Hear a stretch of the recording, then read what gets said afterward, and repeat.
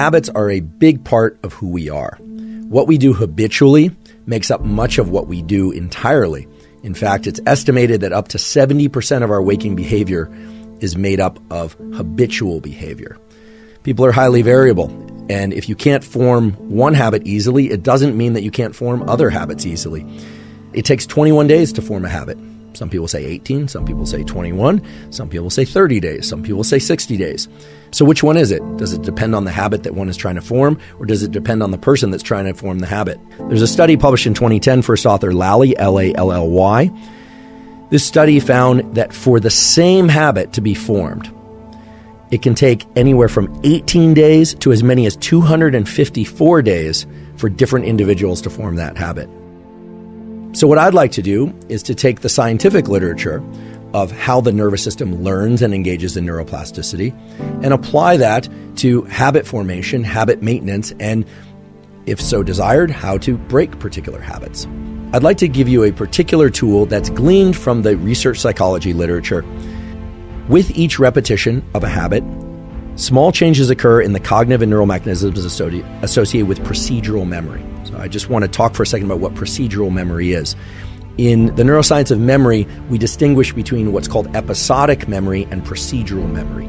Episodic memory is a recall of a particular set of events that happened, whereas procedural memory is holding in mind the specific sequence of things that need to happen in order for a particular outcome to occur. So think of it like a recipe or a protocol, or if for the sake of exercise, it's like sets and reps, or a particular course that you're going to run or cycle, or the number of laps you're going to swim and how you're going to perform it. It's very clear that for anyone trying to adopt new habits, getting into the mindset of procedural memory is very useful for overcoming that barrier that we call limbic friction. How do you do that? Well, a simple visualization exercise, or it doesn't even have to be done eyes closed. Oftentimes we hear visualization exercise, you think about sitting in the lotus position, eyes closed, and trying really hard to visualize something. It doesn't need to be anything like that. It can simply be, if you are deciding to adopt a new habit, to just think about the very specific sequence of steps that's required to execute that habit. And I'll use a trivial example, but this could be applied to anything. Let's say I want to get into the habit of making myself or someone else in my household a cup of espresso every morning. I would actually think through each of those steps, walk into the kitchen, turn on the espresso machine, draw the espresso, walking through each of those steps from start to finish. And turns out just that simple mental exercise done once can shift people toward a much higher likelihood of performing that habit regularly, not just the first time, but as they continue out into the days and weeks that follow. So that's remarkable to me, and the literature is really robust. So now I'd like to discuss a second and what I think is perhaps the most powerful tool for being able to acquire and stick to new habits. The tool that I'm referring to is something called task bracketing. And the neural circuits associated with task bracketing are basically the neural circuits that are going to allow you to learn any new type of habit or break any habit that you'd like to break. We have in our brain a set of neural circuits that fall under the umbrella term of the basal ganglia. The basal ganglia are involved in action execution, meaning doing certain things, and action suppression, not doing certain things. In the experimental realm, these are referred to as go, meaning do, or no-go, don't do certain things. And some of us fall more into the category of we find it very easy to do certain things, but harder to not do other things. Some people have a lot of no-go type circuits that are very robust, and they have a lot of behavioral constraint, but they have a harder time getting into action. And some people have a perfect balance of both, but I've never met one of those people. Task bracketing involves a particular set of neural circuits within the basal ganglia. We have particular circuits in our brain that are devoted to framing the events that happen just before and as we initiate a habit, and just after and as we terminate a habit. In other words, it acts as a sort of marker for the habit execution, but not the execution of the habit per se. Now, this is very important because task bracketing is what underlies whether or not a habit will be context dependent or not. whether or not it will be strong and likely to occur even if we didn't get a good night's sleep the night before, even if we're feeling distracted, even if we are not feeling like doing something emotionally, or if we are, completely overwhelmed by other events. If the neural circuits for task bracketing are deeply embedded in us, meaning they are very robust around a particular habit, well, then it's likely that we're going to go out for that zone 2 cardio no matter what, that we're going to brush our teeth no matter what. In fact, brushing our teeth is a pretty good example because for most people, even if you got a terrible night's sleep, even if everything in your life is going wrong, chances are, unless you're very depressed, if you're going to leave to work, or even if you're not, that you're going to still carry out the behavior of brushing your teeth in the morning. I would hope so, actually. But you are probably less likely to perform particular habits that are not what you deem as necessary. But if you think about it, brushing your teeth, exercise, eating particular foods, maybe engaging socially in particular ways, you are the one that places any kind of value assessment on which ones are essential and which ones are negotiable. So task bracketing sets a neural imprint, a kind of a fingerprint in your brain of this thing has to happen at this particular time of day, so much so that it's reflexive. While it is important to think about the sequence of events that would be required in order to engage in that behavior, that procedural memory visualization exercise we talked about before, that will help. There is a way also that you can orient your nervous system toward this task bracketing process so that your nervous system is shifted or oriented towards the execution of a given habit. So this is sort of like warming up your body to exercise. When the dorsolateral striatum is engaged, your body and your brain are primed to execute a habit, and then you get to consciously insert which habit you want to perform.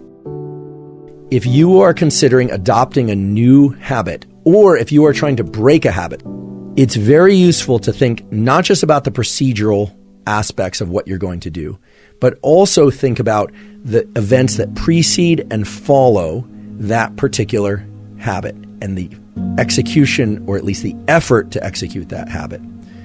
What you're doing is you're casting a kind of a spotlight around a bin of time or a set of events for which dopamine can be associated. What does this look like in the practical sense? Well, again, I'll just try and use very simple, concrete examples, but this could carry over to anything. Let's say I were somebody who has a hard time getting in that 30 to 60 minutes of zone 2 cardiovascular exercise mid-morning. What I should do is positively anticipate the onset and the offset of that session, right? So thinking about leaning into the effort, going out and doing that zone 2 cardio session, and I should think about how I'm going to feel after. So not just thinking about how great I'm going to feel after, but also thinking about how hard it's going to be at the beginning, and then trying to reward myself subjectively for the entire experience. In other words, start rewarding task bracketing in addition to rewarding the execution of the habit itself. I'll get into the specific tool for breaking habits. Capture the sequence of events, not that led to the bad habit execution, but actually to take advantage of the fact that the neurons that were responsible for generating that bad habit were active a moment ago, and to actually engage in a replacement behavior immediately afterward. Now, this is really interesting and I think powerful, because I would have thought that you have to engage in a replacement behavior that truly replaces the bad habit behavior, right? That you would have to be able to identify your state of mind or the sequence of events leading into the bad habit, but rather the stage or the period immediately after the bad habit execution is a unique opportunity to insert a different type of what we would call adaptive behavior, but that could be any behavior that's not in line with the bad behavior. So let's give it an example. Let's say you find yourself, you're trying to do focused work, you pick up your phone, you're disappointing yourself for picking up your phone. You could, of course, just put it down and re-engage in the work behavior. But if you were good at that, then you probably wouldn't have done it in the first place. And so what turns out to be very effective is to go engage in some other positive habit. Now, this has two major effects. The first one is you start to link in time the execution of a bad behavior to this other good behavior. And in doing so, you start to recruit other neural circuits, other neurons that can start to somewhat dismantle the sequence of firing associated with the bad behavior. In other words, you start to create a kind of a double habit that starts with a bad habit and then ends with a good habit. And that seems to create enough of a temporal mismatch so that then recognizing when you're heading toward the bad habit becomes more apparent to you. So again, I want to make this very, very concrete. Let's say that the behavior is reflexively picking up one's phone. You do that, you think, oh goodness, I did it again. Here's what I'm going to do. You would set that down and then you would engage in some other positive behavior that you've deemed positive. And here it's very subjective, so it's hard for me to give an example that will necessarily make sense to everybody. But perhaps you're working on hydration, so maybe you go have a glass of water. Maybe you are trying to do breath work or something. Maybe you are trying to enhance your language speaking skills, and so you go and you spend 5 minutes doing a particular type of language learning. You literally exit whatever you are doing and perform that other new positive habit in the immediate period right after that, even for a short period of time.